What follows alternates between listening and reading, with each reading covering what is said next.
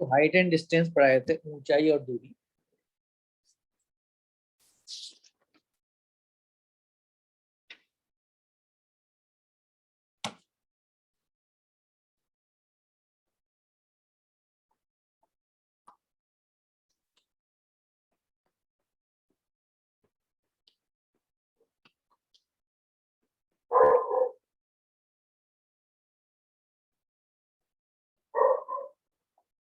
इसमें देखो क्वेश्चन कैसे आते हैं। क्वेश्चन है सर्कस का एक कलाकार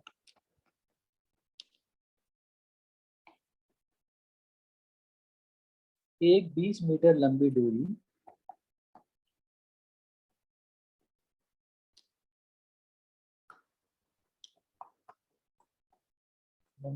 पर चढ़ रहा है,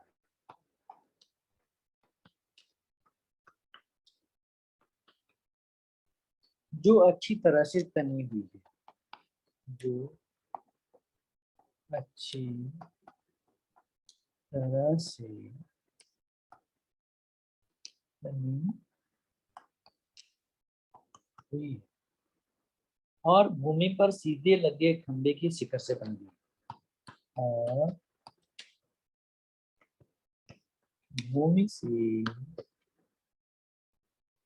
भूमि पर सीधे लगे खंबे की सीधे लगे खंभे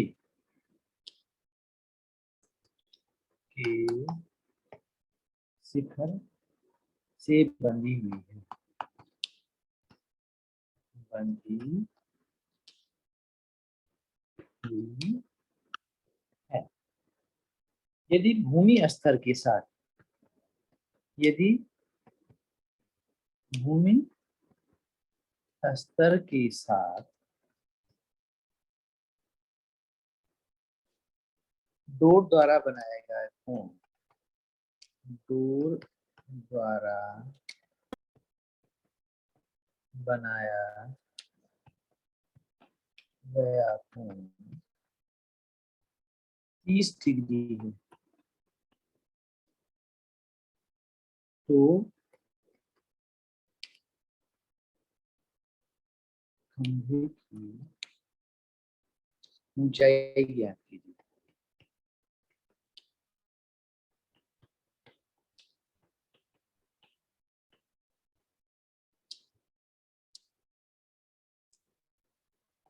देखिए अब इसमें मैंने ये बताया था आपको कि चित्र बनना जरूरी है, अगर चित्र नहीं बना पाओगे तो आपको क्वेश्चन सही नहीं हो। तो सबसे पहले तो हमें चित्र बनाना है इसका।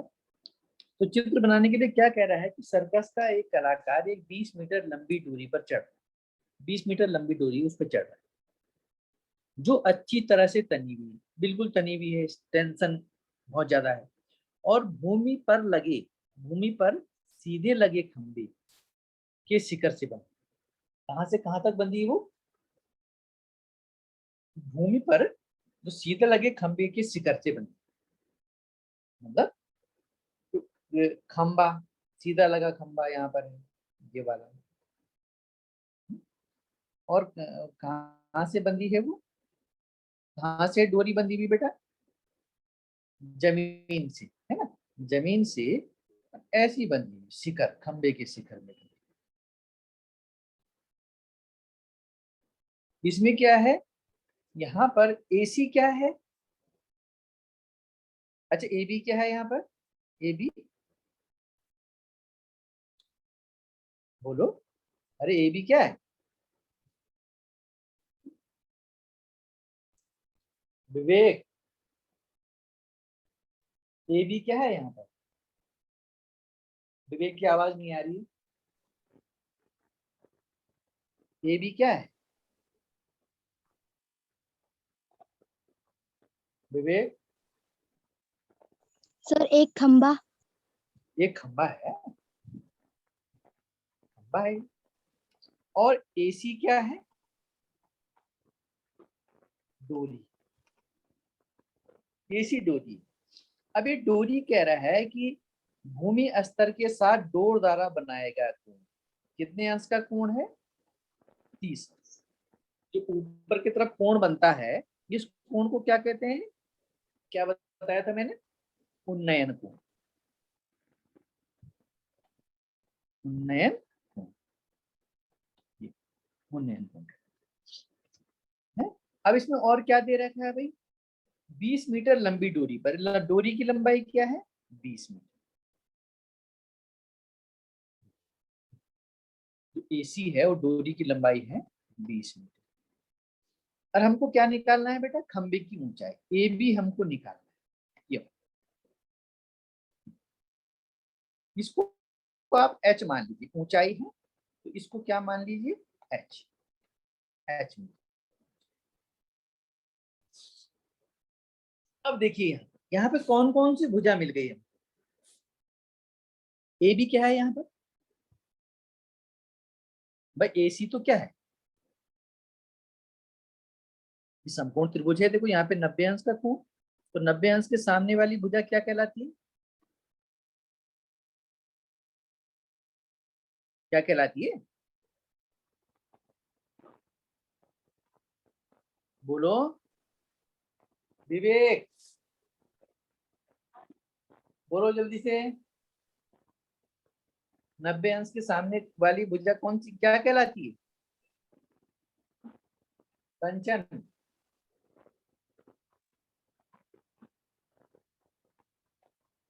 कंचन। अरे विवेक, आवाज सुनाई दे रही तुझे? कुछ बोल नहीं रहा है विवेक। हाँ ना बोलो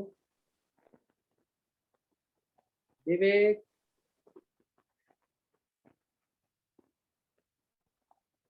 अरे विवेक, कहाँ चला गया? देखो क्लास में नहीं है विवेक। कंचन। Yes sir. क्या है बेटा ये 90 डिग्री के सामने वाला कौन सा भुजा कहलाती है? 90 अंश के सामने वाली बेटा कर्ण कहलाती है। और ये वाला यस। एच क्या एच क्या कहलाएगी? ये वाली एच, देखो ये कोण के सामने वाली भुजा है, ये क्या कहलाती है? लंब है। कर्ण और लंब, इसमें कर्ण और लंब दे रखे हैं। ये कर्ण दिया हुआ है, लंब आपको निकालना है। तो कर्ण और लंब के बीच में कौन सा त्रिकोणमितीय अनुपात होता है? बोलो। कर्ण और लंब के बीच में जो संबंध होता है वो कौन से त्रिकोणमितीय अनुपात में आता है? बोलो। कौन से त्रिकोणमितीय अनुपात में लंब और कर्ण के बीच में संबंध शो करता है? तुम भी बताओ। सर समकोण। नहीं नहीं, लंब और कर्ण के बीच में त्रिकोणमितीय अनुपात साइन थीटा कॉस थीटा ये सब होते हैं। तो ये लंब और कर्ण के बीच में जो है कौन सा संबंध लगता है? देखिए एल ए एल बट्टा के। तो लंब और कर्ण के बीच में, ये लंब और कर्ण के बीच में लंब बटा कर्ण किसके बराबर होता है?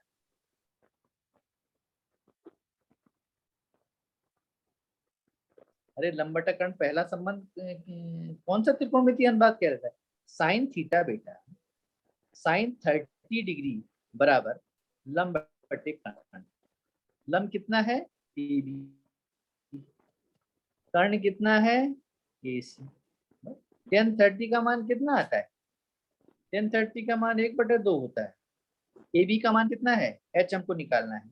ए सी का मान कितना है? 20। इसे कैसे सरल करेंगे?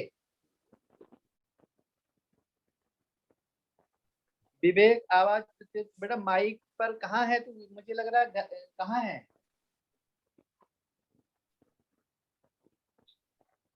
विवेक? विवेक, विवेक कहाँ है? विवेक, विवेक की आवाज नहीं आ रही बेटा, मुझे सुनाई दे। विवेक, विवेक, विवेक,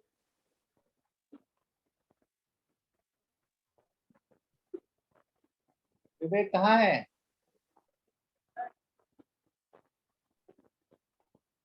बेटा बताओ तो,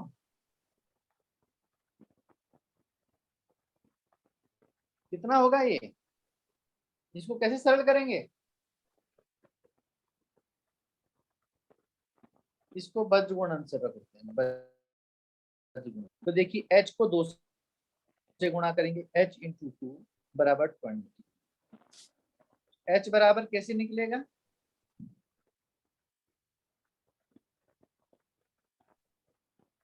h बराबर कितना लिख देंगे, 20।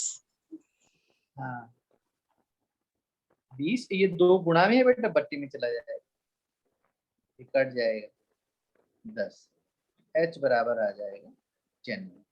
तो बस इसको जो खंबे की ऊंचाई हो गई वो 10 मीटर, ठीक है ना, ऐसे इसको निकालना है। बहुत सारे क्वेश्चन, अब एक क्वेश्चन और जरा हम ले लें, और एक छोटा सा क्वेश्चन ले लें कि क्वेश्चन नंबर 2, भूमि से 60 मीटर की ऊंचाई पर, देखिए भूमि से 60 मीटर की ऊंचाई पर एक पतंग उड़ रही है, पतंग उड़ रही है, पतंग में लगी डोरी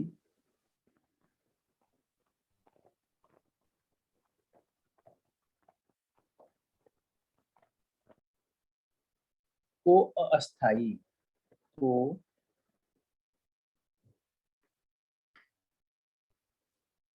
रूप से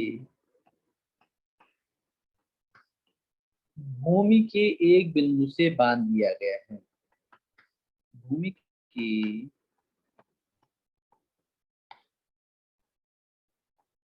बिंदु से बांध दिया गया है,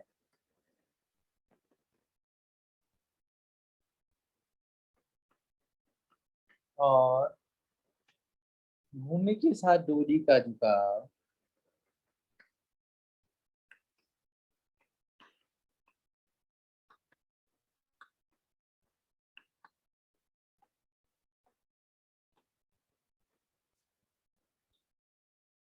साठ डिग्री है।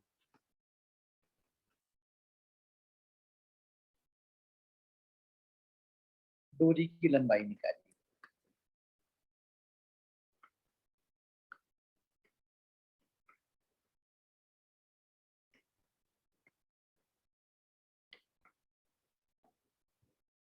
डोरी की लंबाई निकालिए। अब देखिए भूमि से 60 मीटर की ऊंचाई पर एक पतंग उड़ रही है, देखिए अब भूमि देखिए आप, ये भूमि इससे 60 मीटर की ऊंचाई, ये पतंग, ठीक है 60 मीटर की पतंग, और पतंग में लगी डोरी को अस्थायी रूप से भूमि के एक बिंदु से बांध दिया गया, देखिए अब ये डोरी जो है यहाँ से है, तो इसको कहाँ पर बांध दिया गया है, किसी बिंदु पर तिरछा ही बांधा जाएगा, बांध दिया गया है, और भूमि के साथ डोरी का झुकाव, डोरी का जो झुकाव है भूमि के साथ वो 60 अंश, तो डोरी की लंबाई निकालनी है। तो देखिए इसमें ए बी सी, इसमें डोरी की लंबाई क्या हो जाएगी भाई, डोरी की लंबाई इसमें कौन सी है, बोलो, डोरी की लंबाई कौन सी है बेटा, सर 60। नहीं नहीं, ये तो ऊंचाई है बेटा, डोरी ये तो है तिरछी, पतंग ऐसी तो उड़ती है तिरछी, ये पतंग यहाँ से उड़ रही है पतंग, ये डोरी की लंबाई ऐसी है, ये तो 60 मीटर नहीं कह रहा है, भूमि से 60 मीटर की ऊंचाई पर ये, और ये ए बी जो है वो ऊंचाई है, ये